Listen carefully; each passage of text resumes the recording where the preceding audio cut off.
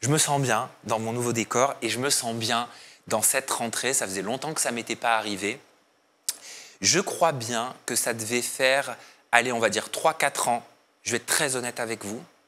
3-4 ans que je vivais mes rentrées avec une boule au ventre, que je subissais un petit peu mes rentrées, que c'était très difficile, ces rentrées. Peut-être que vous le voyez, vous l'avez vu, peut-être que vous l'avez ressenti. C'est devenu encore plus difficile sur les deux dernières saisons. J'avais tout un tas de signes, de toute façon, qui trompaient pas. J'avais une veine, je ne sais pas si je vous en avais parlé, qui n'arrêtait pas de sauter. Et étonnamment, elle a arrêté de sauter il n'y a pas longtemps. J'ai eu un déclic aussi cet été. Enfin bref, je vais vous expliquer. Il s'est passé un changement monumental dans ma vie. De toute façon, je vais tout vous raconter. Depuis le dernier Aja, avec du public en juin jusqu'à aujourd'hui, on va papoter de tout ensemble. Mais il s'est passé un grand événement en plein milieu de l'été qui m'a causé un déclic que je pensais juste impossible. Donc il va falloir que je vous le partage. Et voilà, tout ça pour vous dire que je suis heureux d'appréhender cette rentrée avec un mindset que je n'avais pas eu depuis très longtemps. On s'est quitté sur le dernier Aja. Bien sûr, il y a eu tous les contenus de l'été. Vous savez que je les tourne à l'avance pour pouvoir partir en vacances parce que le rythme toute l'année, il est très intense. Et c'est des vacances pour toute l'équipe qui sont bien méritées, amplement méritées même. Et on s'est quitté sur un dernier Aja qui a été une révélation pour moi parce que c'était un Aja avec du public qui n'était pas prévu. Ça s'est fait en 15 jours. Comme ça, j'ai mon caméraman qui a dû être remplacé, mon réalisateur qui a dû être remplacé, qui nous a gentiment mis à disposition quelqu'un qui connaissait, qui est venu bosser avec nous sur cette journée-là. Cette personne qui a un studio, qui a l'habitude de faire des tournages avec du public, etc. Et en rigolant, il me dit « Ah bah ce serait cool un jour que tu fasses un Aja avec du public. » Et c'est parti de là, je lui ai dit « Allez, chiche, go, on le fait quand ?»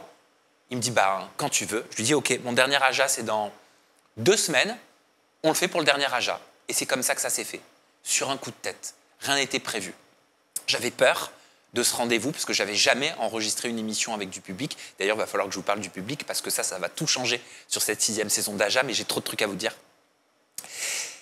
Et ça a été une révélation et en même temps, c'est normal, je pense, j'avais la crainte. Tu sais, tu as toujours peur un petit peu de te dire, surtout quand tu ne l'as jamais fait, mais en fait, les personnes qui normalement regardent Aja, les Ajatrices et les Ajateurs derrière leur écran, ils vont être là.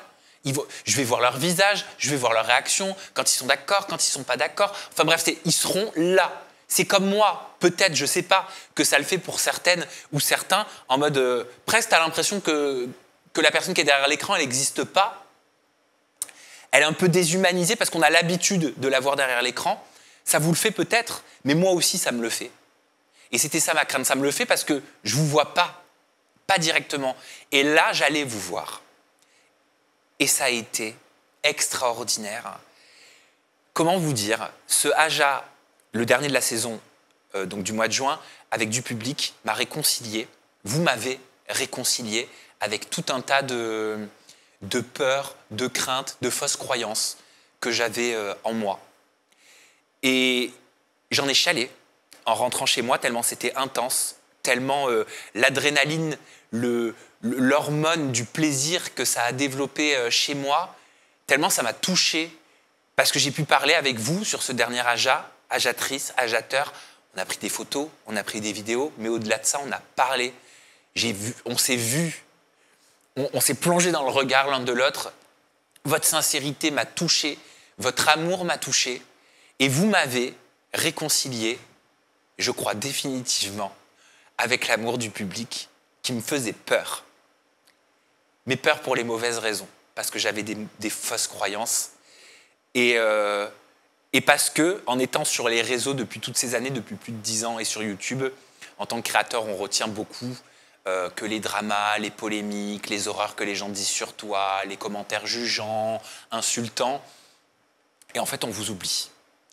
Et ce Aja, on vous oublie pas parce qu'on le veut, mais parce que c'est comme vous, j'imagine, quand tu reçois une critique, tu as tendance à retenir que ça, être en boucle sur ça, et tu as beau avoir 15 personnes derrière à ton anniversaire qui t'ont dit « mais je t'adore et on est là pour toi, et parce que c'est ta journée, et parce qu'on veut la passer avec toi, et parce que c'est important pour nous d'être avec toi, tu vas retenir un peu que le négatif ». Cette journée m'a réconcilié. Merci pour ça, parce que ça a été incroyable.